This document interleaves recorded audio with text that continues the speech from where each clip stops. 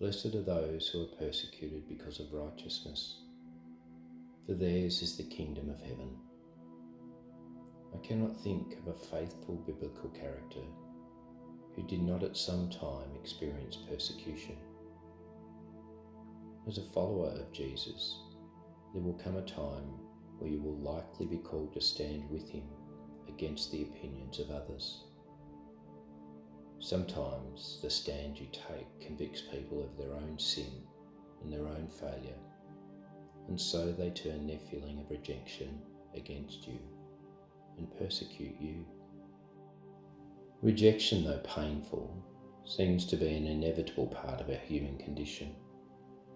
We have all at one time or another experienced rejection, and in turn have rejected others, including Jesus.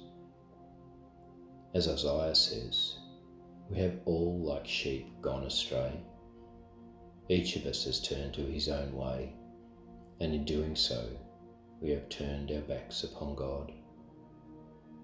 People are imperfect, fear what they do not know, experience pain and anger themselves, and for these reasons, and many more, say and do things which essentially say to us, I reject you, you are not worthy. For some of us, these memories remained unresolved, and the scars are still tender, causing pain, particularly if prodded by further experiences of rejection. Consequently, we seek to avoid situations which may result in rejection. To assist us to stand with Jesus in the experience of persecution, we need to have our painful memories of rejection healed. Often they occurred when we were children, when we were vulnerable.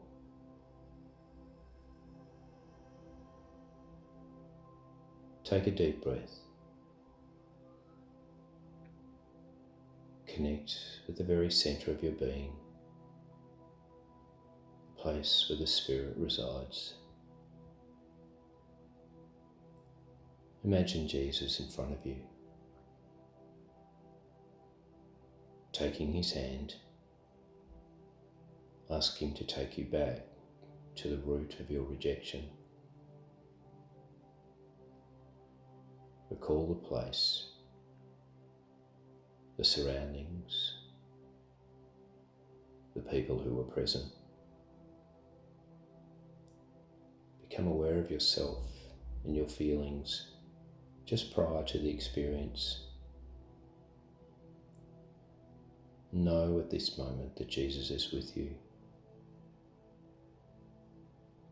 You may not see him, you may just sense his presence, but be assured he is with you. Know that he too experienced deep and painful rejection from his own kind.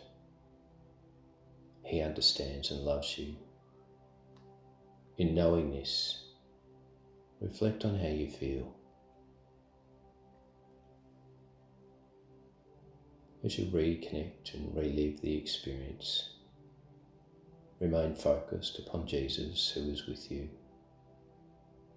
Lean upon him. Allow him to support you through it, to protect you from it. After reliving the experience, in your heart turn to Jesus and ask, Lord, if you are willing, can you make me clean? As Jesus reached out to the most rejected people of his time, Samaritans, women, lepers, so he will reach out to you. Picture him laying his hand upon your forehead. Experience the compassion that flows from Jesus and hear his words as he says, I am willing, be clean. Claim in faith the words of the gospel. Immediately the pain left and you are cured. As you recall the incident, imagine Jesus taking the memory of your rejection off into the distance. Watch as he recedes, becoming smaller and smaller, finally disappearing to be rid of it forever. If you ever have cause to remember the incident, focus not on the pain but on the presence of Jesus. It is possible you may need to repeat the experience, focusing on the presence of Jesus. If you so desire, talk to him throughout the experience. Make sure you create space to allow him to respond. Isaiah is quite clear in saying that Jesus is taking on our sin and pain, and through him we are healed and have peace. Remember that if you experience persecution or rejection, what people are really doing is rejecting their own experience of pain, not you. We are charged to have compassion on them, and in doing so, we are planting the seeds of the kingdom of heaven here on earth.